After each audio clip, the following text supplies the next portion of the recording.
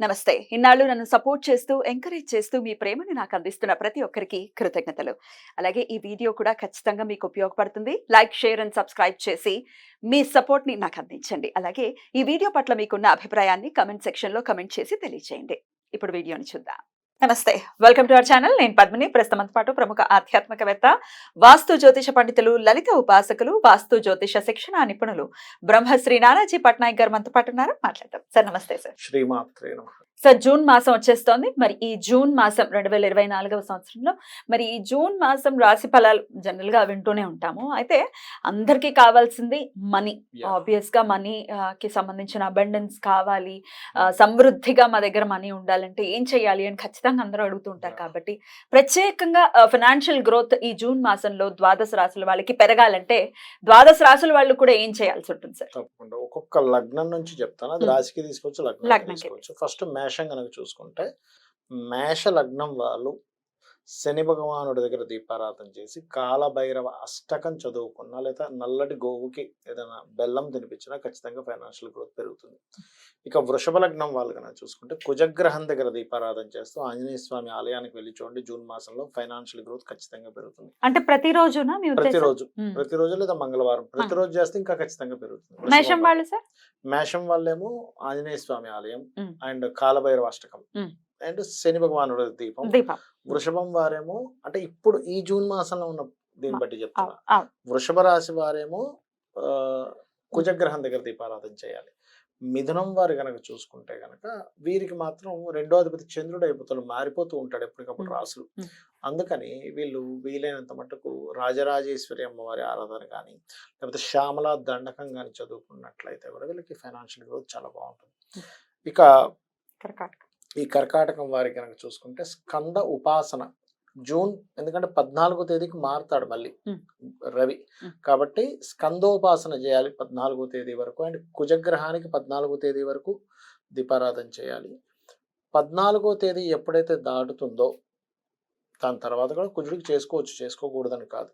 కాకపోతే అక్కడ బుధుడు కుజుడు ఇద్దరికి కూడా చేసుకుంటూ ఉండాలి. అప్పుడు ఇంకా ఫైనాన్షియల్ గ్రోత్ చాలా బాగుంటుంది ఈ యొక్క వీరికి. అండ్ అదేవిధంగా సింహలగ్నం వారికి కనుక చూసుకున్నట్లయితే ఈ యొక్క జూన్ మాసంలో ప్రత్యేకంగా ఇక్కడ కూడా ఏమవుతుందంటే ధనాధిపతి అయినటువంటి ధనస్థానంలో కేతు ఉన్నాడు. ధనాధిపతి బుధుడు మనకి వృషభ మిథున రాశుల్లో తిరుగుతూ ఉంటాడు. 14వ తేదీ తర్వాత మిథునంలోకి వస్తాడు. కాబట్టి ఏంటంటే కేతు గ్రహం దగ్గర చంద్రగ్రహం దగ్గర పర్టికులర్గా మొదటి 14 రోజులు దీపం పెట్టాలి. దాని తర్వాత 14వ తేదీ తర్వాత నుంచి కేతు గ్రహం దగ్గర మరియు అదేవిధంగా గురుగ్రహం దగ్గర దీపారాధన కనుక చేసినట్లయితే ఫైనాన్షియల్ గ్రోత్ బ్రహ్మాండంగా జరుగుతుంది వీరికి. అయితే ఈ చేస్తూ పర్టికులర్గా గణపతి ఆరాధన ఎంత చేసుకుంటూ ఉంటే అంత ఫైనాన్షియల్ గ్రోత్ ఉంటుంది సింహలగ్నం వారికి. కన్యాలగ్నం వాళ్ళు కనుక చూసుకున్నట్లయితే పర్టికులర్గా ఇక్కడ వీరికి ధనస్థానాధిపతి అస్తంగత్వ దోషంలో ఉన్నాడు ప్రస్తుతం. అందుకని సూర్య నమస్కారాలు చేసుకుంటూ ఉండాలి. అండ్ అదేవిధంగా దత్తాత్రేయుడి యొక్క ఆరాధన చేయడము, రవి గురు గ్రహాల దగ్గర దీపారాధన చేయడము మంచి ధన యోగాన్ని ఇస్తుంది జూన్ మాసంలో. అదేవిధంగా తులాలగ్నం వారికి కనుక చూసుకున్నట్లయితే ఈ యొక్క నెలలో కుజుడు అంటే ధనాధిపతి అయినటువంటి కుజుడు మేషంలో ఉంటున్నాడు. అందుకని చందనంతో చందన సేవ అంటారు, నరసింహస్వామి చందన సేవ చేసుకోవడము, లేకపోతే ఇంట్లో నరసింహస్వామి విగ్రహం ఉన్నట్లయితే కొంచెం గంధం కలిపిన నీటితో అభిషేకం చేయడం అనేటువంటి మంచి ఫలితాలు వస్తుంది. దీంతో పాటు వీళ్ళు ఎంత బుధ కుజ గ్రహాల దగ్గర దీపారాధన చేస్తూ విష్ణు సహస్రనామాలు, లక్ష్మీ కరావలంబ స్తోత్రం, లక్ష్మీ నరసింహస్వామి కరావలంబ స్తోత్రం చేసుకుంటే ఫైనాన్షియల్ గ్రోత్ పెరుగుతుంది. ఇదే జూన్ మాసంలో వృశ్చికం వారికి కనుక చూసుకున్నట్లయితే పర్టికులర్గా వీరికి శుక్ర గురు గ్రహాల దగ్గర దీపారాధన చేయడము మరియు దత్తాత్రేయుడి యొక్క చరిత్ర మరియు లలితాసహస్రనామాలు ఇది అందరూ చేసుకోవచ్చు. ఓం సంపత్కరీ సమారూఢ సింధుర వ్రజ సేవితాయ నమః చేసుకోవడం, గురు శుక్ర గ్రహాల దగ్గర దీపారాధన చేయాలి. ఎందుకంటే ఈ మాసంలో ఈ పర్టికులర్ ప్లానెట్స్ ఇస్తాయి వీళ్ళకి. అండ్ అదేవిధంగా ధనస్సు వారికి కనుక చూసుకున్నట్లయితే ఈ మాసంలో వీళ్ళు రాహువు గురు గ్రహాల దగ్గర దీపారాధన చేయాలి. అయితే ఇది ఈ ఒక్క మాసమే కాకుండా ఒక సంవత్సరం వరకు వీళ్ళకి రాహు గురు గ్రహాల దగ్గర ఎంత దీపారాధన చేస్తుంటే శని గ్రహం దగ్గర కూడా ఎంత దీపారాధన చేస్తుంటే అంత ఫైనాన్షియల్ గ్రోత్ ఉంటుంది. దీంతో పాటు పర్టికులర్గా ఏంటంటే వీరికి దేవతారాధన దుర్గా అమ్మవారి యొక్క ఆరాధన, దత్తాత్రేయుడు ఆరాధన బ్రహ్మాండంగా పనిచేస్తుంది. మ్మ్. ఇక మకరం వారి కనుక చూసుకున్నట్లయితే వీరికి సుబ్రహ్మణ్యేశ్వర స్వామి ఆరాధన, మన్య సూక్త పారాయణము ఎంత చేస్తూ ఉంటే మకరం వారికి అంత ఫైనాన్షియల్ గ్రోత్ ఉంటుంది. అదేవిధంగా కుజశని గ్రహాల దగ్గర దీపారాధన చేయడం కూడా ఏదైనా గొడవల్లో ఉన్నా సరే మనీ క్లియర్ అవ్వడం జరుగుతుంది. అదేవిధంగా కుంభం వారికి కనుక చూసుకున్నట్లయితే పర్టికులర్గా 2వ స్థానాధిపతి అయినటువంటి గురువు 4లో ఉన్నాడు, 2వ స్థానంలో రాహు ఉన్నాడు ప్రస్తుతం. అందుకని ఏమిటి, వీళ్ళు గురు, రాహు, చంద్ర గ్రహాల దగ్గర దీపారాధన చేయడము, మరియు దీంతో పాటు వీళ్ళు దుర్గా ఆరాధనని, దక్షిణామూర్తి ఆరాధన చేయడం చక్కగా వీళ్ళకి ఫైనాన్షియల్ గ్రోత్ ఇస్తుంది. ఇక మీన లగ్నం వారి, మీన రాశి వారికి కనుక చూసుకున్నట్లయితే వీళ్ళకి ధనస్థానంలో కుజుడి యొక్క సంచారం జరుగుతుంది. దీనివల్ల కొంచెం ఫైనాన్షియల్ మ్యాటర్స్లో కొంత స్ట్రెస్, గొడవలు కూడా ఉంటాయి. కాకపోతే వీళ్ళు ఎంత కుజశని గ్రహాల దగ్గర దీపారాధన చేస్తూ అందులో పర్టికులర్గా కాళికా అమ్మవారి యొక్క స్తోత్ర పఠనము లేదా ఆంజనేయ స్వామి ఆరాధన చేయడం చేస్తూ ఉన్నట్లయితే వీళ్ళకి ఫైనాన్షియల్ గ్రోత్ చాలా బాగుంటుంది.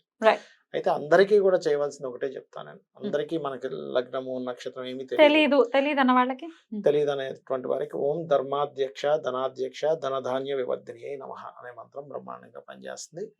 గోవుకి క్యారెట్స్, బెల్లము తినిపించండి, మరింత మంచి ఫలితాలు రావడం జరుగుతుంది అని చెప్పి మనం చెప్పుకోవచ్చు. అయితే ఇందులో పర్టికులర్ గా కొంతమంది జన్మజాతకాల్లో ఫైనాన్స్ ఇచ్చే ప్లానెట్ దశలు నడిచేటప్పుడు బాగా డబ్బులు వస్తాయి. ఫైనాన్స్ ని వ్యతిరేకించే మహాదశలు నడుస్తుంటాయి ఒక్కోసారి. అలాంటప్పుడు వాళ్ళకి నడుస్తున్న మహాదశ ఏది, అంతర్దశ ఏదో చూసుకోవాలి. ఆ గ్రహాలకి సంబంధించిన గ్రహ ఆరాధన అంటే ఆ గ్రహాల దగ్గర దీపారాధన చేయడము, లేదు దానికి సంబంధించి దానం ఇవ్వడము, లేదంటే ఇప్పుడు చూడండి ఖర్చులు ఎక్కువ అవుతున్నాయి కానీ ధనాదాయం తగ్గుతుంది. అలాంటి వాళ్ళు నేను చెప్పేది ఒకటే, మీకు దగ్గరలో ఆలయం ఏదైనా ఉన్నట్లయితే అక్కడికి వెళ్ళి ఏదైనా సేవ చేయండి. సేవ చేస్తే ఖర్చుకు సంబంధించిన దోషం తగ్గుతుంది, సేవ రూపంలో పోతుంది. భగవత్ సేవ చేశాము పోతుంది అనమాట, ఆ రూపంలో దోషం అనేటువంటి పోతుంది. ఇంకా బెస్ట్ రెమెడీ ఏమిటంటే చపాతీ తీసుకొని చక్కగా నూనె వేయకుండా కాల్చిన చపాతీకి తేనెను పూసి గోశాలకు వెళ్ళి గోవుని సాక్షాత్ అమ్మవారిగా భావిస్తూ చిన్న ముక్కలుగా అమ్మవారికే తినిపిస్తున్నాను అనేటువంటి భావంతో కనుక తేనె పూసిన చపాతీ కనుక గోవుకు తినిపిస్తూ ఆ లక్ష్మీ అష్టోత్తరమో లేకపోతే అమ్మవారిది ఏదైనా లలిత సహస్రనామాల్లో మనసులో పఠించుకుంటూ కనుక చేసినట్లయితే ఆ శక్తి ఆ గోవు లోపల ఆల్రెడీ అనేకమైన దేవతలు ఉంటారు. అమ్మవారి శక్తి కూడా రావడం వల్ల ఎప్పుడైతే మనం తినిపిస్తున్నామో ఇతనికి ఉండేటువంటి దోషము తొలగిపోయి ధనప్రాప్తి అనేటువంటి జరుగుతుంది. అది మెయిన్ గా చేస్తూ ఉండాలి. తప్పకుండా సార్, తప్పకుండా. జూన్ మాసం అంతా కూడా డెఫినెట్ గా అంటే ఒక పీస్ఫుల్ మంత్ గా చూస్తారా ఈ మాసాన్ని? అంటే అందరికీ కూడా ఎప్పుడు కూడా ఒకటే గుర్తుపెట్టుకోవాలి, అందరికీ అన్ని మాసాలు ఒకట్లా ఉండవు. ఆ వ్యక్తికి ధనయోగ దశ నడుస్తుంది, విపరీతం కలిసి వస్తుంది. ఇప్పుడు మన కోవిడ్ వచ్చింది, కొంతమంది పనులు లేవు అనుకుంటే కొంతమందికి విపరీతంగా కలిసి వచ్చింది. మెడికల్ ఫీల్డ్ వాళ్ళకి, ఈ మాస్కులు తయారు చేసుకునేటువంటి వారికి, రకరకాల వ్యక్తులకు బాగా కలిసి వచ్చింది. దాని ఏమంటాం, కొత్త యూట్యూబ్ ఛానల్స్ బాగా కలిసి వచ్చింది కోవిడ్ టైంలో, బాగా కలిసి వచ్చింది. అది మనం చేయలేము అది కొన్నిసార్లు. బట్ నేను చెప్పేది మాత్రం ఒకటే, ఏది ఎలా ఉన్నా ఒకటే అనుకోవాలి, ఈ విశ్వం మొత్తం అమ్మవారు, తన ఒళ్ళో నేను ఉన్నాను. చిన్నపిల్లవాడు అమ్మ ఒళ్ళో ఉన్నప్పుడు ఎంత సేఫ్ గా ఫీల్ అవుతాను, నేను ఎంత సేఫ్ గా ఉన్నాను ఫీల్ అవ్వాలి. తప్పకుండా. అంటే పెద్దగా భయపడాల్సిన పని కానీ, చిన్న పిల్లవాడు ఆలోచించినట్టే ఉంటది మనం భయపడడం అనేది. నాకు అమ్మ అన్నం తినిపిస్తుందో, పాలు తాగిపిస్తుందో, డ్రెస్ మారుస్తుందో, చిన్న పిల్లడు ఆలోచిస్తే ఎలా ఉంటుంది, సిల్లీగా ఉంటుంది. చెప్పినటువంటి పరిహారాలు డెఫినెట్ గా పాటిస్తూ ఈ జూన్ మాసం అందరికీ కూడా చాలా పీస్ఫుల్ గానే వెళ్ళాలని మనస్ఫూర్తిగా కోరుకుంటూ thank you so very much sir. నమస్తే. శ్రీమాత్రే నమః.